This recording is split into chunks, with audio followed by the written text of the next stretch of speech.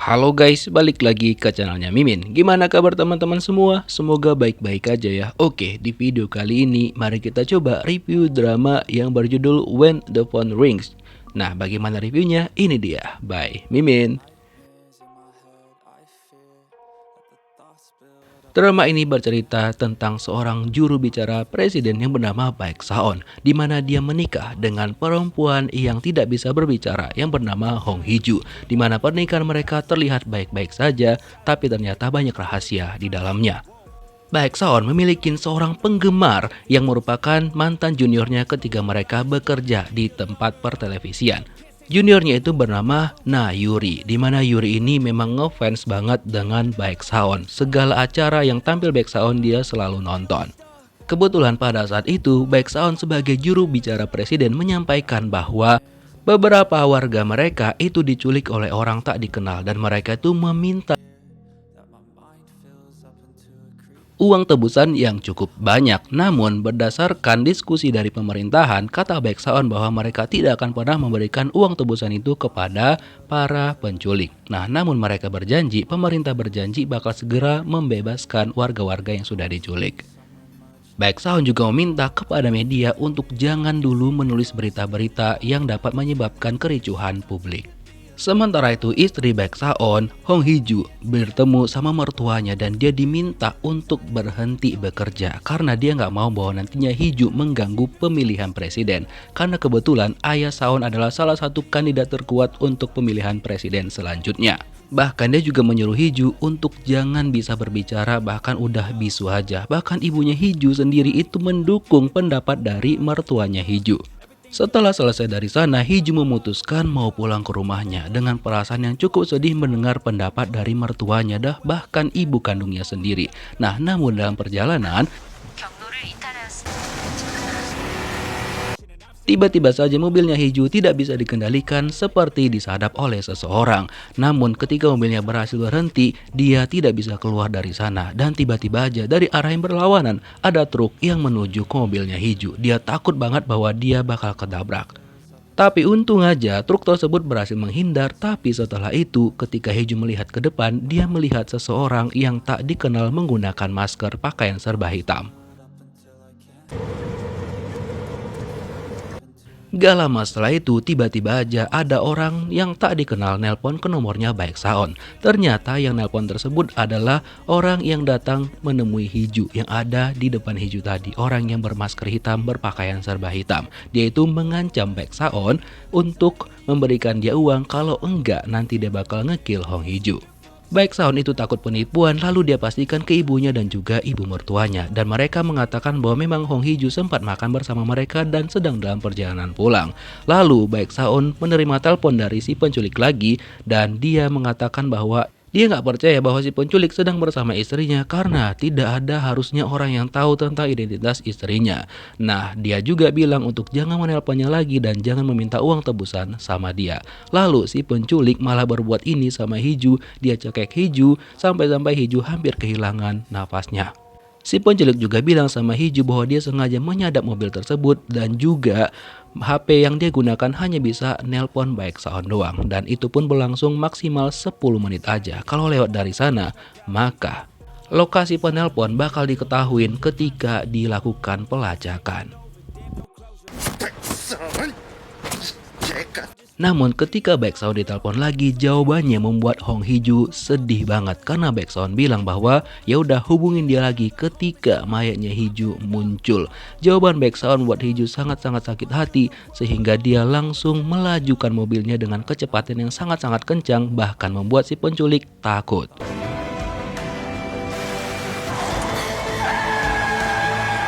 Sementara itu Baek Saon melanjutkan pengumuman kepada para wartawan untuk disampaikan ke publik bahwa ternyata orang-orang yang ditangkap dan diculik itu sudah berhasil mereka selamatkan. Sementara itu Hong Hee-ju ternyata tiba-tiba aja dong dia pulang ke rumahnya dengan selamat.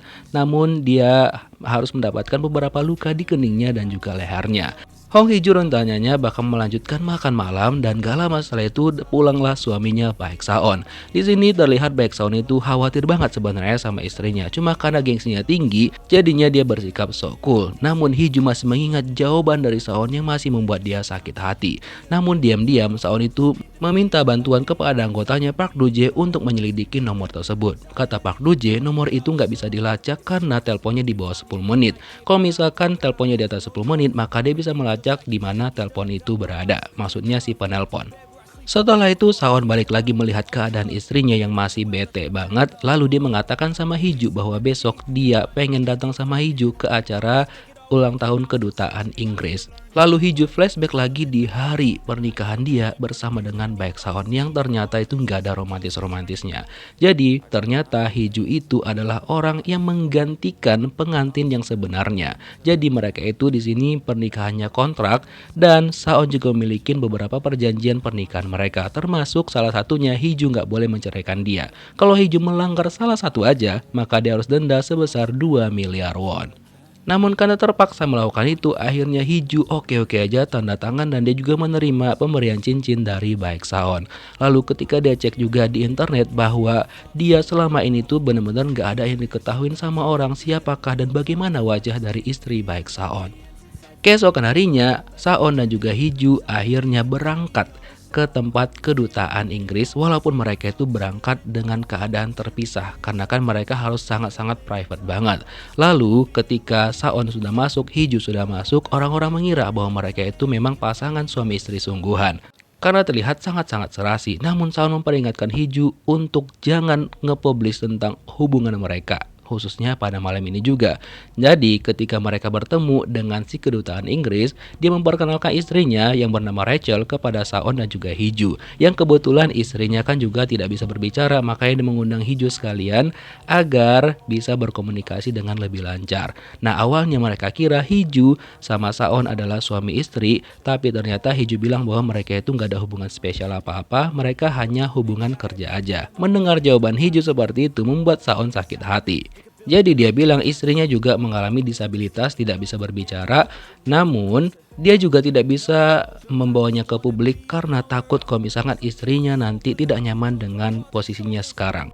Terus Hee-ju sebenarnya sudah mau pulang karena dia juga udah nggak nyaman di sana. Tapi Baek Saon melarang Hee-ju dan bilang bahwa apa susahnya kalau misalkan kamu itu di samping aku aja gitu. Terus Hee-ju bilang bahwa ya bagaimana enggak dia nggak nyaman karena jawaban Saon itu membuat dia bingungnya. Awalnya Saon melarang dia mempublikasi hubungan mereka, tapi kok tiba-tiba jawaban Saon seperti itu, ditambah lagi dia bilang Hee-ju adalah kelemahan dia. Setelah itu Hee-ju minta izin untuk pergi ke toilet untuk menenangkan pikirannya dia. Nah tadi kan Hee-ju sempat minum menggunakan gelas itu dan Saon meminum lagi dari gelas itu. Bilang aja pengen kokop aja bang, nggak usah pakai minum-minum bekas punya istri ya kan. Terus kan Hee-ju pergi ke toilet untuk menenangkan dirinya karena dia itu udah sesek banget di sana. Dan gak lama setelah itu, Baek Saon mendapatkan telepon lagi dari si penculik. Dan katanya dia ada di pesta itu dan dia tahu apa yang sedang Baek Saon lakukan. Awalnya Baek Saon itu nggak percaya, tapi setelah dijelaskan detail sama si penculik, Baek Saon mulai waspada dan dia takut kalau misalkan istrinya dia apa-apain lagi sama si penculik. Ketika dia lihat ke atas, dia mengira bahwa orang yang dia lihat itu adalah si penculik. Lalu dia kejar sampai ke toilet dan ketika dia konfirmasi, ternyata dia salah. Orang tadi itu cuma nelpon istrinya aja, bukan nelpon Baek Saon. Lalu Baek Saon pergi mencari di mana sumber dari si penelpon, di mana keberadaan dari si penculik itu. Namun dia tidak bisa menemukannya. Dan yang membuat Saon terkejut adalah si penculik tahu bahwa Hong Hee-ju harusnya bukanlah istrinya dia, melainkan seharusnya kakaknya Hong Hee-ju yang bernama Hong Ina. Tapi Hong Ina kabur, jadinya Hong Hee-ju yang menggantikan posisi tersebut. Lalu Baek Saon bertanya apa mau dari si penelpon. Si penelpon bilang tinggal dikasih uang tebusan sama dia sebesar 2 miliar won. Dan yang sangat plot twist adalah ternyata yang nelpon Baek Saon saat ini bukan si penculik yang kemarin, melainkan istrinya sendiri, Hong Hee-ju. Dia menggunakan telepon virtual milik si penculik kemarin. Jadi telepon itu didapatkan sama Hee-ju ketika Hee-ju kan memajukan mobilnya kemarin ketika dia emosi dengan kecepatan yang sangat kencang. Hal itu membuat si penculik pingsan dan ketika Hee-ju keluar dari mobilnya dia melihat bahwa HP si penculik itu terjatuh. Makanya setelah itu Hong Hee-ju memutuskan mengambilnya dan dia membawanya pulang. Makanya setelah itu dia berpikir untuk menggunakan telepon itu mengerjain suaminya agar dia bisa diceraikan oleh suaminya. Namun Baeksaon tetap nggak mau dan bilang bahwa dia tidak akan mau membayar uang tebusan juga. Dan Hong Hee-ju sadar bahwa telepon dia dengan Baeksaon sudah hampir 10 menit. Oleh karena itu, Hong Hee-ju langsung memutuskan teleponnya karena misalkan kalau lewat 10 menit maka keberadaan dari si penelpon bakal diketahuin.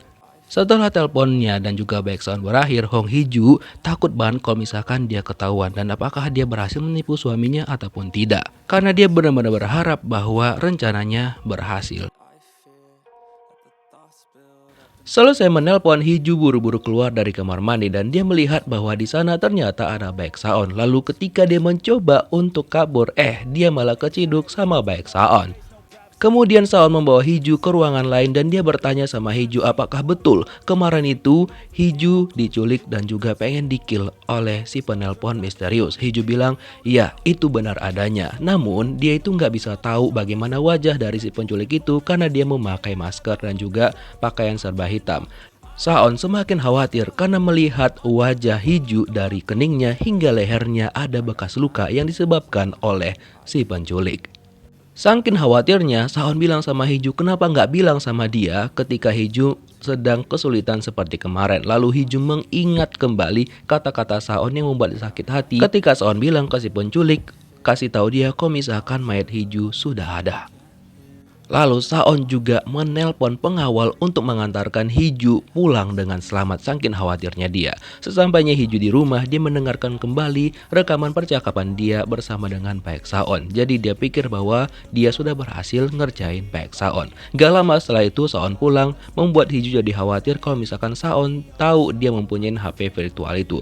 Lalu dia simpen dan Saon pengen ngambil kunci mobilnya Hee-ju di tasnya dia karena takut Saon tahu ada HP di sana, jadi dia sendiri yang ngambil. Lalu Saon pergi ke mobilnya Hee-ju untuk melakukan pengecekan dan dia melihat memang ada tanda-tanda goresan di kursi tempat Hee-ju menyetir dan ketika dia cek dashboardnya itu nggak ada sama sekali merekam. Dan ternyata di malam itu ketika Hee-ju setelah selesai mengambil HP-nya dia nggak melihat dong kalau misalkan si penculik itu ada di mobilnya, tiba-tiba aja udah hilang. Lalu Hee-ju datang menghampirin Saon ketika mengecek mobilnya dan untung aja Hee-ju nggak ketabrak sama pengendara motor yang kemungkinan itu adalah si pria yang menculik Hee-ju kemarin. Setelah itu, Saon menyuruh Hee-ju untuk berhenti bekerja dan tetap di rumah aja. Dan dia bakal membelikan Hee-ju mobil baru. Tapi Hee-ju bilang nggak mau, dia pengen tetap bekerja. Dan dia ingatkan Baeksaon lagi bahwa harus ada batasan di antara mereka. Biar jangan terlalu mencolok karena nanti orang lain curiga bahwa mereka memang suami istri. Karena kan selama ini memang disembunyikan. Nah, keesokan harinya Hee-ju memang bekerja untuk membantu menerjemahkan bahasa isyarat karena korban dari di pengadilan itu ternyata ibu ini kan berantem sama suaminya. Jadi kebetulan dia itu juga nggak bisa berbicara. Jadi Hee-ju bertindak sebagai penerjemah. Dan diam-diam ternyata Pak Su sudah mengirimkan pengawal bersama Hee-ju agar memastikan Hee-ju baik-baik aja. Tapi pada waktu Hee-ju ke kamar mandi, si pengawal pergi sebentar karena ada keributan di sana. Namun ketika si pengawal pergi, ada seorang laki-laki yang pergi menuju ke tempat Hee-ju, ke toilet. Nah, Hee-ju mendengar langkah kakinya dan seketika dia teringat bahwa langkah kaki itu mirip banget dengan si penculik. Kemudian Hee-ju takut banget dan ketika dia keluar, di saat yang bersamaan, temannya Hee-ju mengatakan sama si pengawal kemana Hee-ju pergi. Lalu si pengawal langsung panik banget, dia cari Hee-ju ke kamar mandi tapi nggak ada. Lalu dia kabarin lah rekannya untuk membantu mencari dan dia juga kabarin Baeksaon bahwa Hee-ju itu menghilang. Saon bilang nggak mau tahu, pokoknya langsung cari. Nah, nggak lama setelah itu si pengawal mengabarin lagi bahwa dia sudah menemukan Hee-ju tapi dia sedang bersama pria tampan yang ini.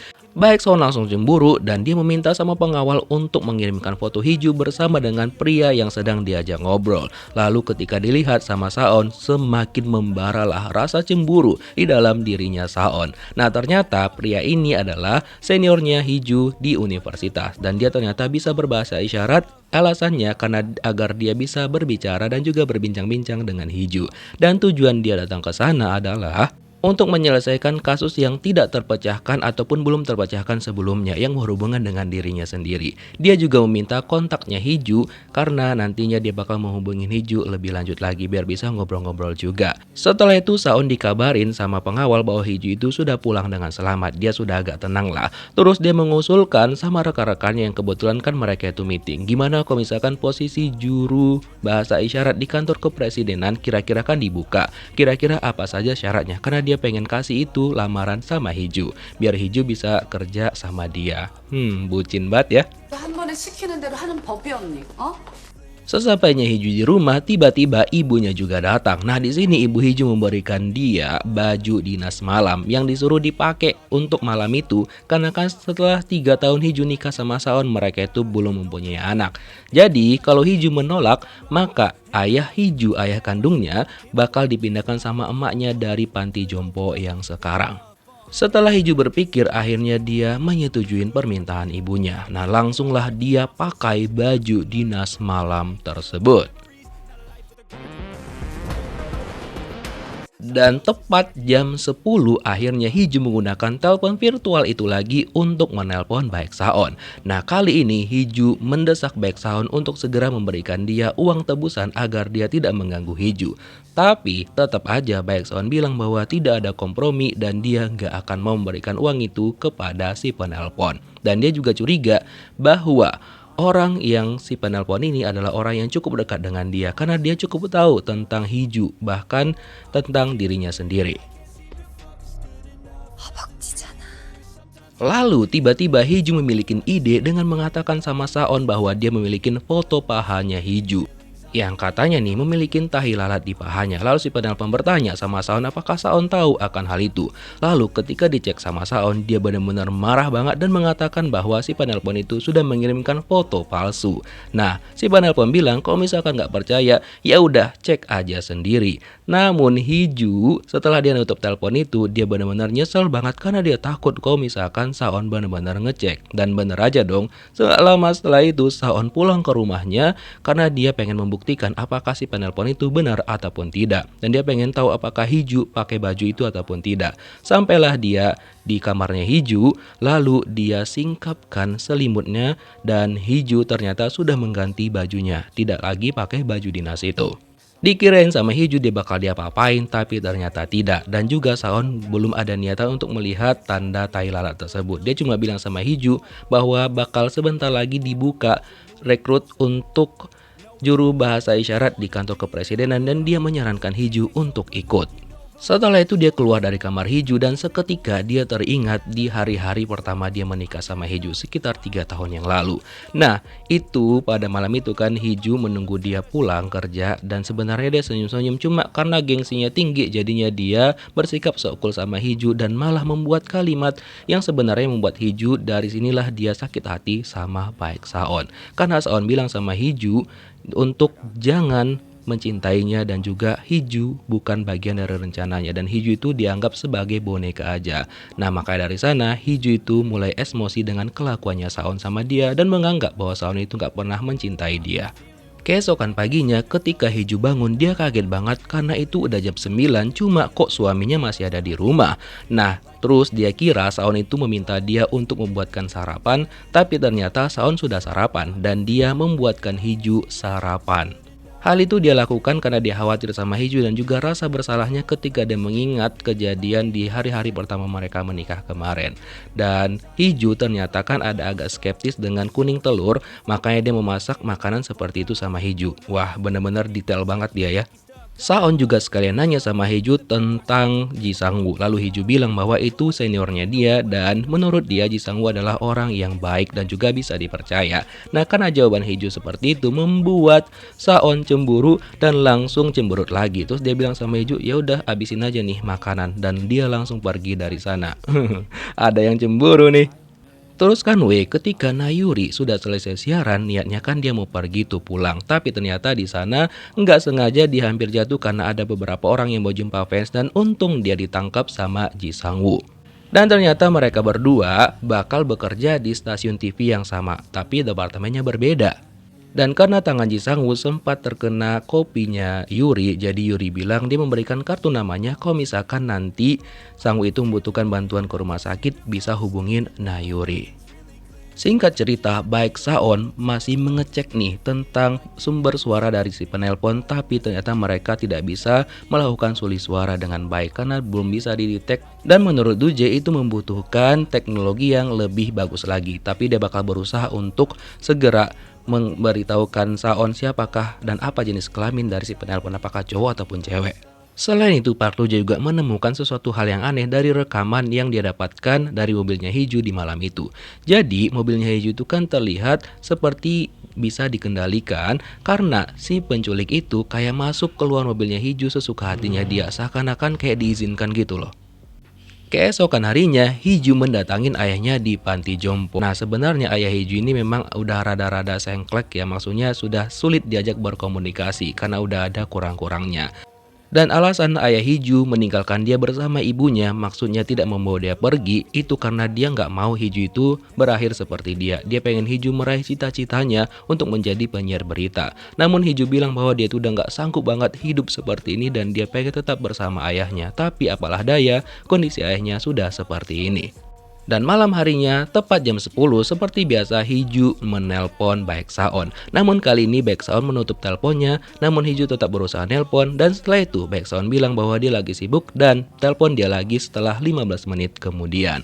Nah, setelah itu Hiju pergi ke supermarket karena dia nggak bisa nunggu 15 menit itu. Lalu dia mencoba untuk memesan makanan, terus juga membuat kegiatan agar 15 menit itu tidak terasa. Lalu dia balik lagi ke mobilnya setelah 15 menit kemudian dan dia nelpon Baek Saon lagi.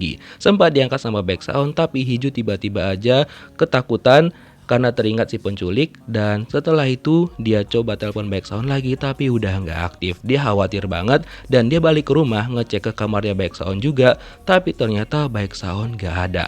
Lalu dia coba telepon lagi, Baek Saon pun HP-nya nggak aktif. Makin khawatirlah Hiju hingga dia ketiduran sampai pagi hari. Baek Saon juga belum balik. Dan kita flashback ke 3 tahun yang lalu. Ini H-1 ketika Baek Saon mau nikah dengan kakak tirinya Hiju, Hongina. Jadi Hongina pada hari itu mengabarkan Baek Saon bahwa dia nggak mau nikah kontrak karena dia nggak mencintai Baek Saon. Dan kalau dipaksa maka dia bakal membeberkan rahasia besar dari keluarga Saon. Nah, terus disinilah Saon memiliki ide, dia tanya tentang Hiju. Dan dia bilang juga bahwa biar si Hongina ini kabur dan pernikahannya tetap dilaksanakan besok, namun pengantin wanitanya diganti menjadi Hong Hiju. Oke, kita balik lagi ke sini. Hiju ketika dia menyalakan televisi langsung dilihat berita bahwa kantornya Baek Saon itu kebakaran gara-gara ada orang tak dikenal yang mengirimkan makanan ke mereka dan tiba-tiba makanan itu meledak. Dan Hiju tahu betul bahwa yang mengirimkan makanan itu adalah si penculik dirinya juga.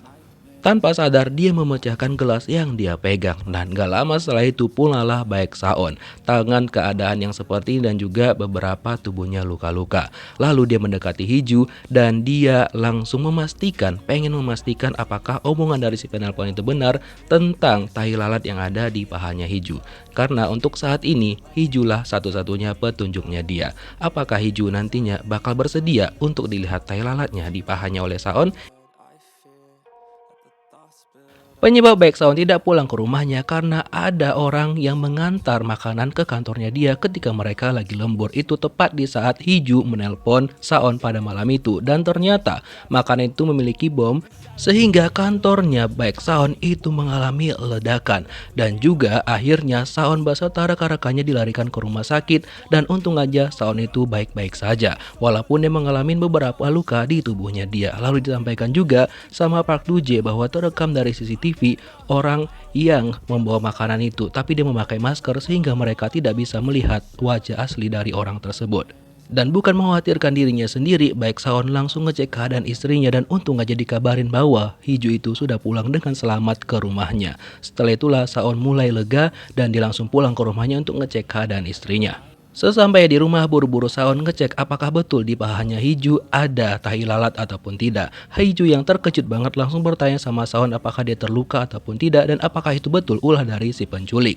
Saon bilang iya itu ulah dari si penculik dan dia pengen ngecek lagi pahanya Hiju apakah betul ada tai lalat ataupun tidak. Hiju yang benar-benar bingung dengan sikapnya Saon bertanya apa sebenarnya yang terjadi dan mengapa Saon bersikap seperti itu. Namun, Saon tidak melanjutkan kekepoannya dia karena dia lihat istrinya benar-benar bingung. Setelah itu, Hiju langsung membersihkan pecahan-pecahan kaca yang sempat tadi jatuh dan juga pecah dari gelas yang dia pegang. Kemudian, Saon langsung meminta HP-nya Hiju untuk dilakukan pengecekan apakah HP Hiju itu benar diretas ataupun tidak, karena dia khawatir banget sama istrinya. Setelah itu, Hiju ngecek HP virtual yang dia simpan, lalu dia matikan HP-nya karena takut nanti si penculik itu menghubungi dia lagi. Dan ternyata keesokan harinya, Park Do-jae ngelihat si penculik yang dia curigain sudah menyebabkan kebakaran di kantor mereka. Namun ketika diantar ke kantor polisi, ternyata si penculik ini mengaku bahwa bukan dia yang melakukan itu kemarin malam, tapi itu adalah orang lain yang ternyata inilah orangnya yang merupakan penculik Hiju juga, dan dia ternyata bekerja sama dengan orang lain yang dipanggil dengan sebutan Master. Yang berarti mereka itu berkomplotan. Teruskan ketika ayah tirinya Hiju dan juga ayah Saon itu lagi latihan nembak. Jadi di sini mereka itu cerita-cerita gitu dan terlihat bahwa sepertinya hubungan Saon dan juga ayahnya kurang baik. Namun di sini yang membuat mencurigakan adalah perhatian yang diberikan ayahnya Saon kepada ibunya Hiju. Ketika ibu Hiju itu tangannya terluka karena terkena air panas, itu terlihat perhatian ayah Saon sangat-sangat berlebihan. Padahal ayah tirinya Hiju kayak biasa aja.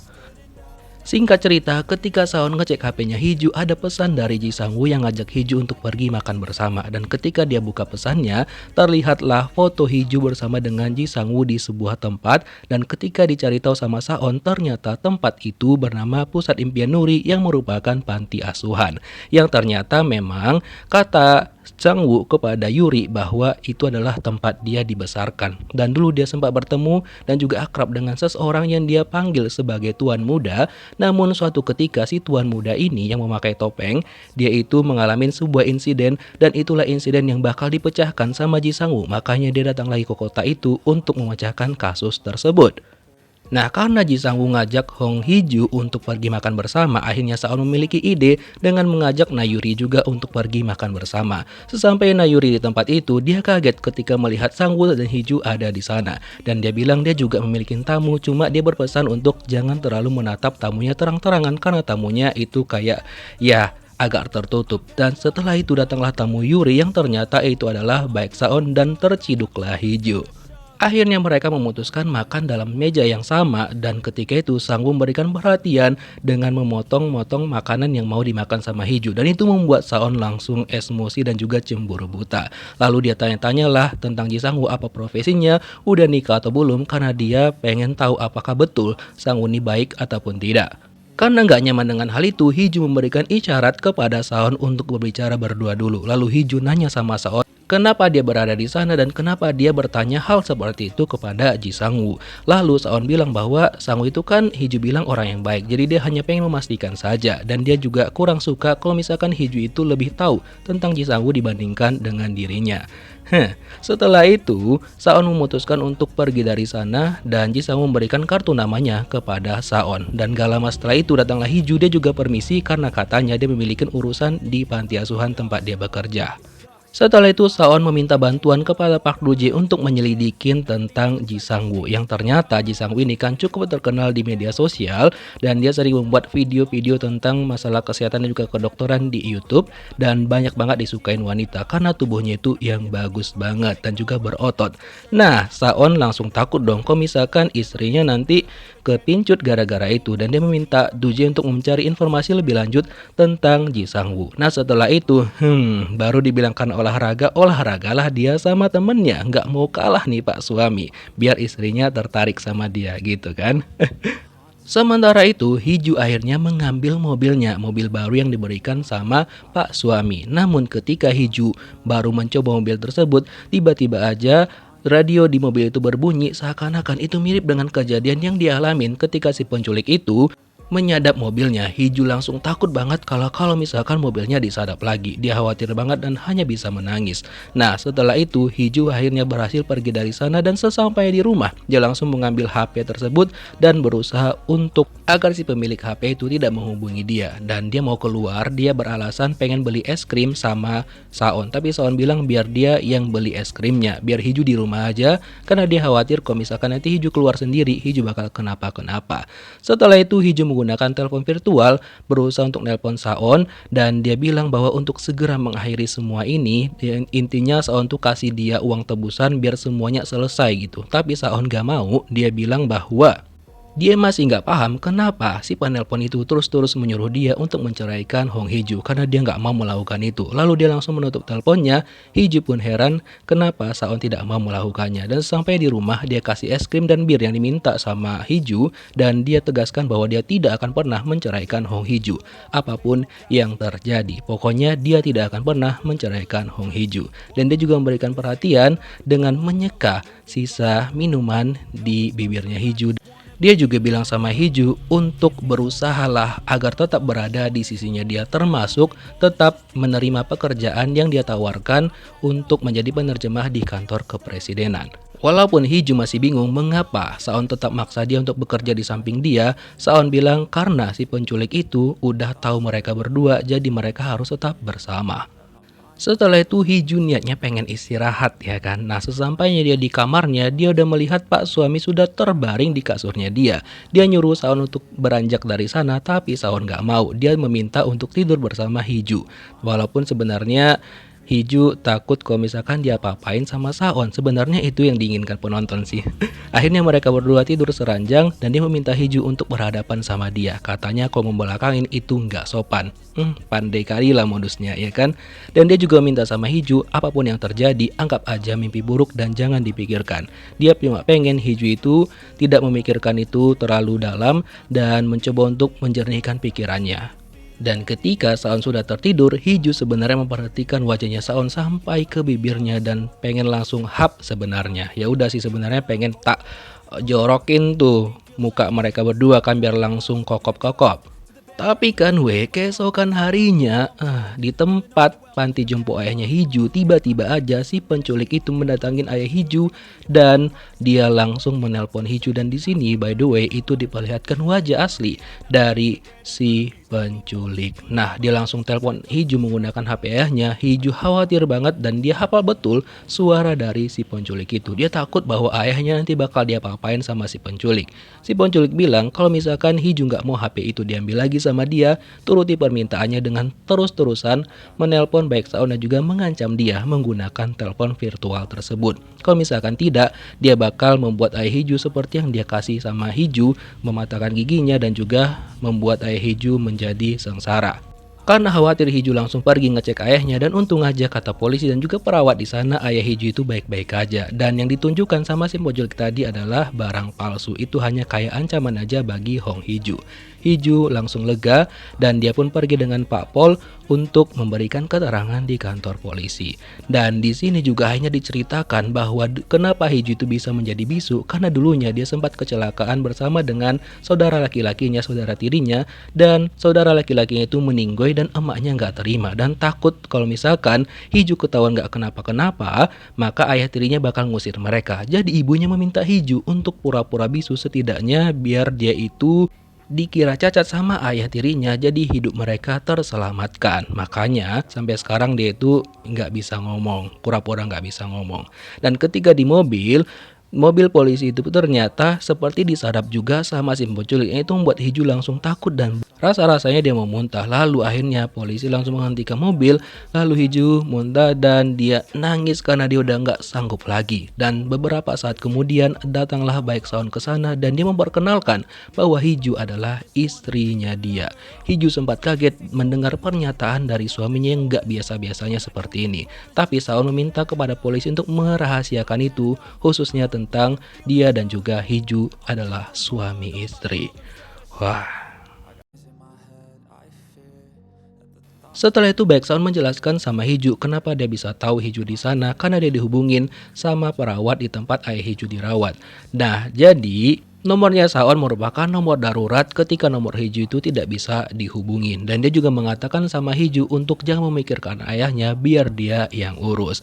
Nah setelah itu karena saking stresnya Hee-ju menangis dan Saon menyuruh Hee-ju untuk udah jangan ditahan-tahan nangisnya, nangis aja, lepaskan aja semua. Dan untuk pertama kalinya Saon melihat Hee-ju mengeluarkan suaranya setelah sekian lama mereka menikah. Setelah itu, Hiju dibuat terkejut sama Saon karena Saon ngebawa dia bukan pulang ke rumah, melainkan ke hotel. Jadi di sini Saon menyuruh Hiju untuk beristirahat dan juga bersih-bersih, dan sebenarnya dia pengen tahu apakah ada hal yang disembunyikan sama Hong Hiju kepada dirinya. Namun melihat Hong Hiju masih stres banget dan juga masih ketakutan, dia tidak mau maksa Hiju dan dia bilang, "Oke, kalau misalkan Hiju nggak mau ngomong sekarang, nanti dia bakal tanya lagi." Dia juga meminta Hiju untuk istirahat di sana walaupun sebenarnya mereka itu ada pertemuan keluarga dengan orang tuanya Baek Saon, dan dia juga memberikan makanan sama Hiju untuk dimakan dan biar Hiju bisa lebih tenang dan juga istirahat di sana. By the way, Ji Sang-woo cukup kepo bagaimana Yuri itu bisa berkenalan dengan Baek Saon. Ternyata dulunya Saon adalah seniornya Yuri ketika mereka sama-sama bekerja di pertelevisian. Cuma pada waktu itu Saon diterima bekerja sebagai juru bicara kepresidenan, makanya setelah itu dia resign dari sana. Walaupun awalnya Yuri nggak suka, tapi karena Saon itu sering ngebantuin dia, akhirnya dia sangat-sangat menghormati Saon sebagai seniornya. Bahkan dia juga sempat suka sama Saon, tapi ya ditinggal nikah. Terus kan WA-nya Saon datang ke pertemuan keluarganya bersama ayah dan juga ibunya. Lalu ayahnya menanyakan kemana Hong Hiju. Dia menjelaskan bahwa Hiju itu nggak enak badan. Cuma karena Hiju nggak enak kalau misalkan dia nggak datang, setelah dia makan dia mampir ke sana dan dipersilakan duduk sama orang tuanya Saon. Cuma yang dibahas adalah tentang kakaknya Hiju. Bahkan ayahnya Saon juga mengeluarkan kata-kata yang buat Hiju sakit hati, di mana dia bilang bahwa Hiju itu tidak bisa berbuat apa-apa dan cuma sebagai boneka saja. Hal itu membuat Saon marah dan dia mengajak Hiju pergi dari sana, dan ayahnya Saon sempat melemparkan mereka gelas dan untung aja Hiju tidak terkena pecahan tersebut. Dan akhirnya Saon bersama ayahnya ribut adu mulut satu sama lain. Tapi di sini Saon tetap berusaha membela Hiju dan membawa Hiju pergi dari sana. Dia juga menggenggam keras tangan Hiju walaupun Hiju berusaha melepaskannya, tapi dia tidak mau dilepaskan tangannya. Dia bilang sama Hiju, "Aku tahu kamu bakal berusaha menceraikan aku," tapi dia tidak mau untuk bercerai. Dan di sini sebenarnya Saon mention tentang bahwa orang-orang kaya itu gampang aja mengganti anak-anak mereka, seakan-akan menjelaskan kemungkinan bahwa Saon bukan anak kandung dari orang tuanya. Nah, setelah itu sesampainya di rumah, Hiju membuang HP virtual tersebut karena dia takut banget. Dan niat hati pengen ngebuang HP tersebut, tapi malah keciduk sama Baek Saon. Lalu dia bilang untuk biar dia ngebuang aja, tapi Hiju nggak mau. Setelah itu Hiju ditelepon sama teman-temannya yang di panti asuhan dan menyemangati dia karena dia kan besok harinya bakal ujian untuk menjadi juru bicara kepresidenan. Nah, karena Saon nggak mau kalah, dia juga memberikan semangat kepada Hiju. Intinya dia bilang sama Hiju untuk udah berusaha aja dan buktikan bahwa kamu itu bisa. Nah, keesokan harinya akhirnya Hiju datang ke proses ujiannya, dan pertama kali adalah Hiju yang dipanggil untuk membuktikan kemampuannya menggunakan video-video dari Baek Saon. Nah, karena Hiju kan dari dulu belajarnya memang menggunakan video Baek Saon, jadi dia bisa melakukannya dengan sangat-sangat baik sampai Saon itu mengira bahwa Hiju itu udah tahu semua soal-soalnya. Cuma Hiju bilang memang dari dulu dia belajar menggunakan videonya Baek Saon. Terus Baek Saon bilang, "Ya kan kamu keterima, tapi kan kamu nggak bisa ngomong." Terus Hiju menjawab juga dengan sangat-sangat bagus. Dia bilang, "Ya nanti dia bakal mengajarin Baek Saon menggunakan bahasa isyarat dan itu tuh bisa diatasin dengan hal tersebut." Nah, disinilah Saon lumayan terkesima karena selama ini diam-diam istrinya itu memperhatikan dia dengan mempelajarin videonya menggunakan bahasa isyarat. Nah, ternyata Kang Yang-woo yang merupakan juri juga pada saat penerimaan penerjemah di kantor kepresidenan, dia setuju kalau misalkan yang diterima itu adalah Hiju. Begitu juga dengan Baek Saon, dia bilang iya dia juga setuju dan dia juga suka dengan karakternya Hiju. Nah, setelah itu Hiju pergi menghampirin ayahnya di rumah sakit yang baru karena sudah dipindahkan sama Baek Saon dengan fasilitas yang bagus banget dan kamar VVIP. Ayahnya juga menyampaikan sama Hiju bahwa Saon mengatakan bahwa dia bakal melindungi ayahnya dan juga Hiju. Hiju kayak terkesima banget lalu mengirimkan pesan kepada Saon berterima kasih atas bantuannya sudah memindahkan ayahnya dengan fasilitas yang bagus banget. Dalam episode ini kita juga diceritakan bagaimana pertemuan pertama Hiju dan juga Baek Saon.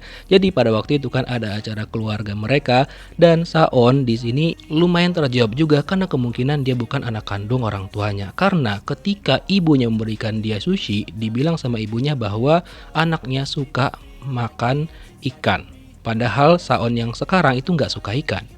Makanya makanan tadi dilepehin sama dia. Lalu ketika dia melihat ke bawah, dia melihat seorang anak perempuan yang diam-diam mencuri makanan karena dia kelaparan dan gak dikasih makan sama ibunya. Nah, disinilah mereka bertukar makanan dan mulai berkenalan satu sama lain.